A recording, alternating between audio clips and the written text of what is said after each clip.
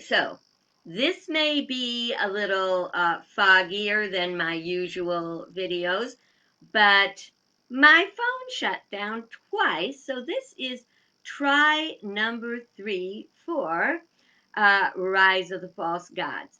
I haven't done it this way in a long time, so I'm just going to shoot for the best and hope it works.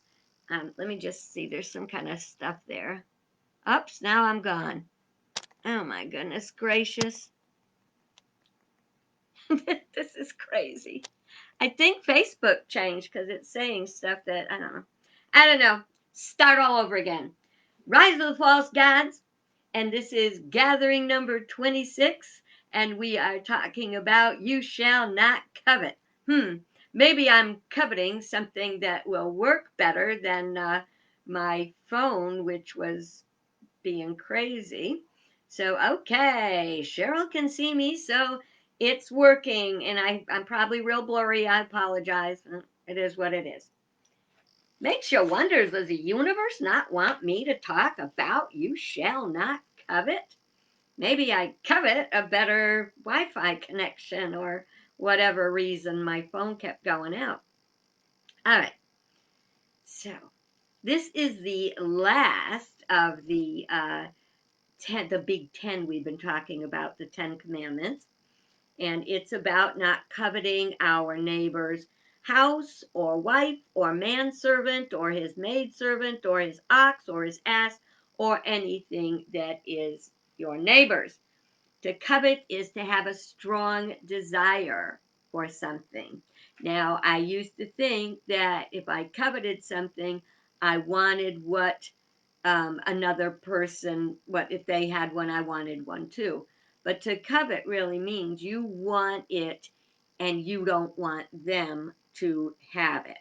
So it's like instead of keeping up with the Joneses, it would be being the Joneses, seeing that as something better than you have.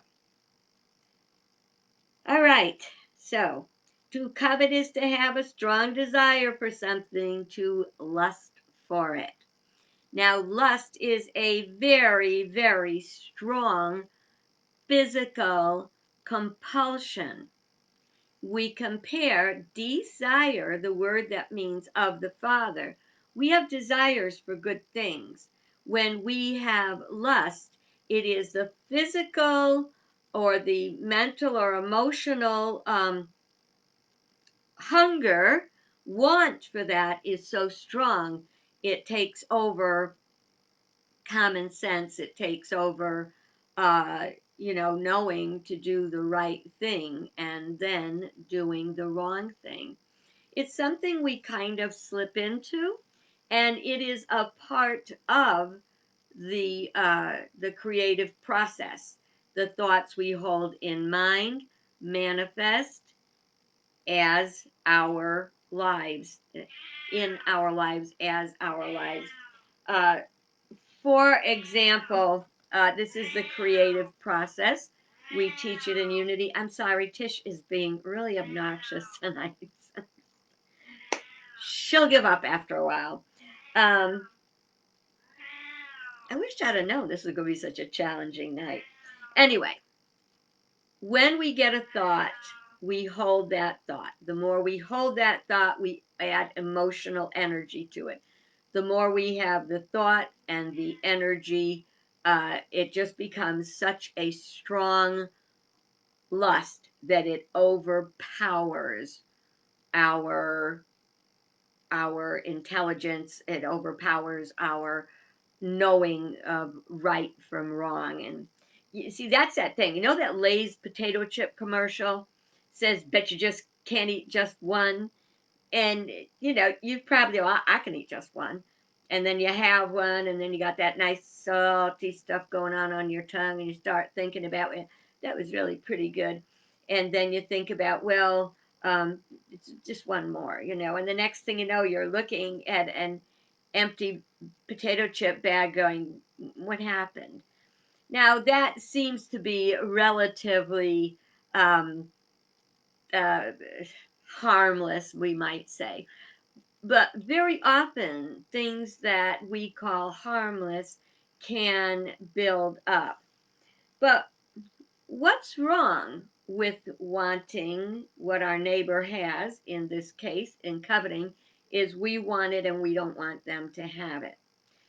That negates the divine idea that God is your source of all supply. And if you try to hang on to what's theirs, you can never have yours.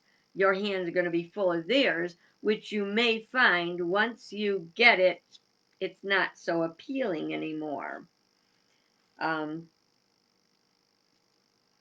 okay, I've done this so many times tonight, I keep losing track of where I was because I think, well, I've already said that, haven't I? Okay. When we try to manifest in our own life something that belongs to another, when we try to take it, because if it were ours, we would have it. If it was meant to be ours, we would have it. It's not meant to be ours, therefore, we don't have it. When we try to take it, it, it doesn't ever end up good. Perfect example is alienation of affection. We talked about that a number of that was back with thou shalt not commit adultery, and back in the day you could not get divorced aside from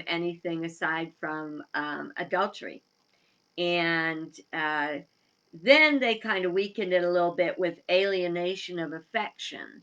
That means that somebody charmed, flirted away your mate, and unfortunately, that's very common today. It's easy to say it's just a little harmless flirting, but it's not, because see, when we participate in something like that, we are planting seeds in another person's mind of a possibility of something, and then we get caught up in that. Well, we this is kind of cool and it's exciting and I think I want it. Why? So what's wrong with that? Well, if you're already married, it's not a good thing. Um, so what's happening is, any if you plant a seed, a toxic seed or a weed in your garden, it's going to come up and spread all over your garden. It's going to destroy it. Even if there's a flirtation going on and an actual affair doesn't happen, uh, the marriage, the family, the relationship can be destroyed. See, okay, and this is very traditional, and I'm going to ask you to try to embrace the paradox of things don't always work out. That doesn't mean that the divine idea itself is invalidated. Okay, I know it's a little deep. Well, I'm going to talk about this more than once, so hopefully, if you're having trouble getting it now, you will get it soon. All right, so sin is negating a divine idea. A relationship is is a divine idea in the mind of God. Whereas we are independent beings, when we add our energy to that of another independent being that we have a very good relationship with. Remember what I said about relationships the other day, where it was like, if one person's doing all the giving and the other person's doing all the taking, it's not a relationship. A relationship is mutually supportive. So when people come together and they form a relationship, the next logical step in the human realm is a family. That a family is formed. There's a union formed, a family that is, we're agreed to be a unit, okay? And the children grow up confident and um, secure, and I had that blessing. I came from a solid home with a solid relationship, and the only problem with it is it appeared to be so simple that I thought it was easier than it was, and uh, so I wound up divorced. And now I look back these many number of years, and I know I did everything in my power to try to make it a healthy relationship and a healthy family, it didn't start out right. Ugh, okay. So that's that. Can you get what I'm saying? So what can start off as a flirtation can wind up with a whole family falling apart. So that's what's not right about it, okay? Nobody gets satisfied long term in the end. It's a lot of pain, it's a lot of insecurity. So it's a very practical thing. So when I say you shouldn't covet what somebody else has, you're trying to have what's theirs, and you'll never be happy. They'll never be happy.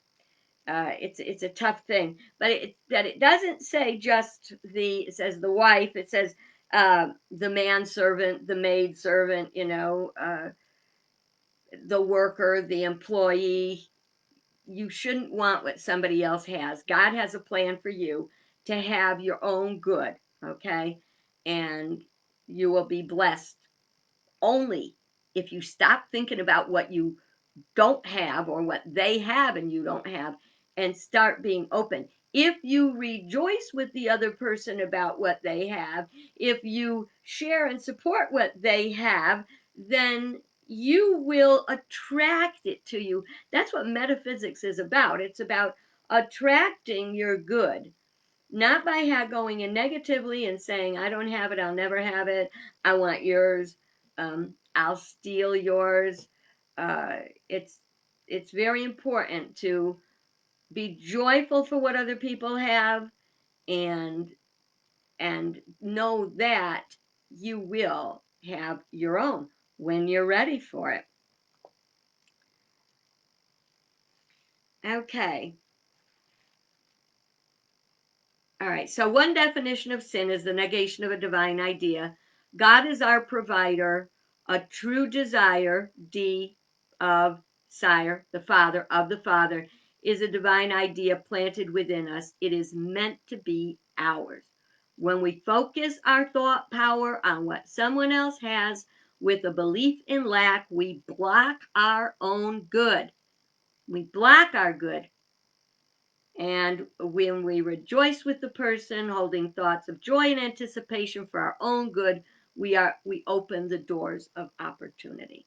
So see, it's the what is you shouldn't go after what belongs to somebody else, what's theirs, because it's not yours. It's not yours by right of consciousness. So that's kind of like the letter of the law. The heart of the law is that God will provide for us our own, and when everybody has their own, everybody is happy. Okay.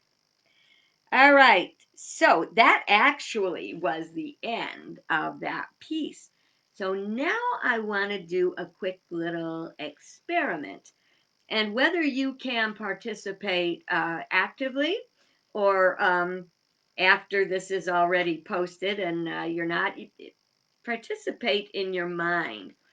We started out in the book talking about the false gods being two primary false gods.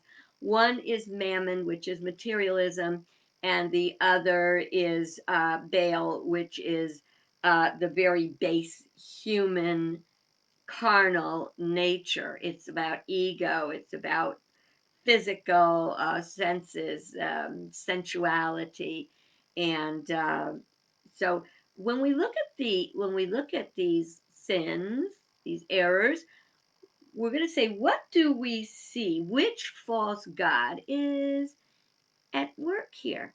And is it both of them? So we start out with, I am the Lord your God, who brought you out of the land of Egypt. So it was the goodness of God that brought us out of our limiting ways at bondage, like even thinking we're in bondage right now to our circumstances. We can't live the way we lived. We can't travel. But God, who is all good, brings us out of there. So anytime we look at anything but a higher power as providing our good, all good, we look at false gods, we look at materialism and personal satisfaction and ego. So we look to the world. We look to the world for our happiness, for our good. False God is false good. So any time we put anything than the highest good for ourselves and everyone else in the place of God, it's a false God. So what false God is at work if we are not worshiping God? What is it that keeps us from giving worth or value to all that is good? And instead of looking at a universal good, we look at our personal good, okay? So maybe it is mammon. Maybe we think that our good is going to come from money. Maybe it's Baal. We're thinking of things like how beautiful we are, how beautiful we want to be, or the physical pleasures of the world. If we put that above divine good, that's the false god at work. Okay, you kind of getting that?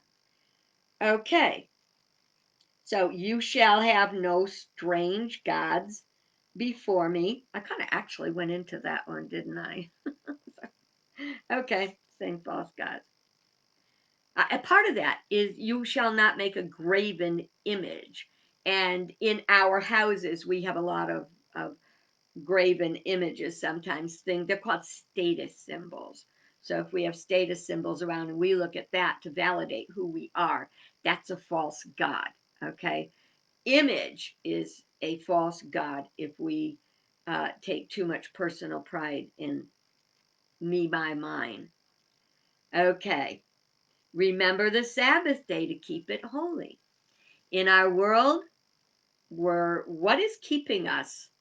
If keeping the Sabbath, if taking time for God, for spirit, for spiritual, for reflection and rest, if we're doing that, what is the false God that is preventing us from that? What is the false sense of God?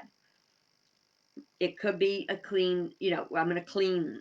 I'm going to clean because my house is dirty. That's how I'm going to spend my day off. How do we spend our day off? Whatever we give our time, money, and energy to, that is what is worth most to us. So if we're not giving time and energy to spiritual things, to our spiritual life, to higher being, um, then we are worshiping the God. You maybe say, "Where did you worship this morning on Sunday?" Oh, St. Mattress. Not that we all don't need sleep, but if we spend the time just being lazy without any thought of a higher way of being, giving some time to how can we create good in the world, how can we make the world a better place. If it's just selfish, if it's just selfish, so that would probably be Baal. Now if we decided instead to work, and I hate I'm telling on myself, to work 7 days a week, on and off to make the money. Now I work 7 days a week, but that's for 6 months. And for 6 months, I don't. It's not like I don't do anything. I work, but year round, 365 days a year, I do take my time for prayer and meditation. And that is really an important part of it. So am I putting my job before God? No. I am spending time in prayer and meditation regularly. I actually listen to a church service every day. Um, and so again, it's the letter of the law, the heart of the law. The letter of the law says you've got to take this one day and devote the whole day to God. That is practical purity. That is practical genius, because we would all live much better lives if we did, if we gave one whole day to God. Um, on the other hand, for me and my circumstance, I do not take away from God. I give God every day. I give a significant amount of time. And then when I'm off, I give more time. Okay. Name that false god. Honor your father and your mother. what false god might be behind not giving, consideration to our father and our mother, our ancestors, our parents or guardians that we had.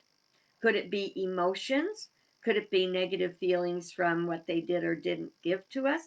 Who's at work there? If it was that they hurt our feelings or they were too strict or anything, that'd be Baal.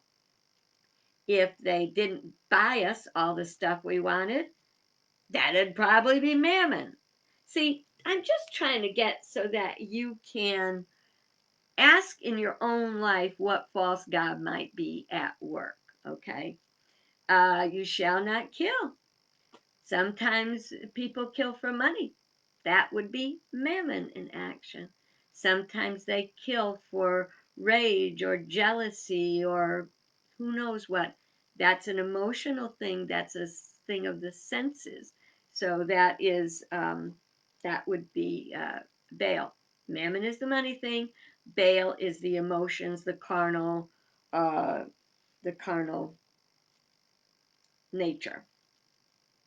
Okay, you shall not commit adultery. If we're talking about physical adultery, if we're adulterating the purity of our marriage, um, then again, it would probably be the Baal. It would be the lower nature, unless it was you were trying to get into a relationship for money. Then it would be Mammon. You shall not steal. Well, that sounds like it's pretty clearly Mammon at work. However, if we're stealing so that we think we'll get prestige from it, that's the ego. That's Baal.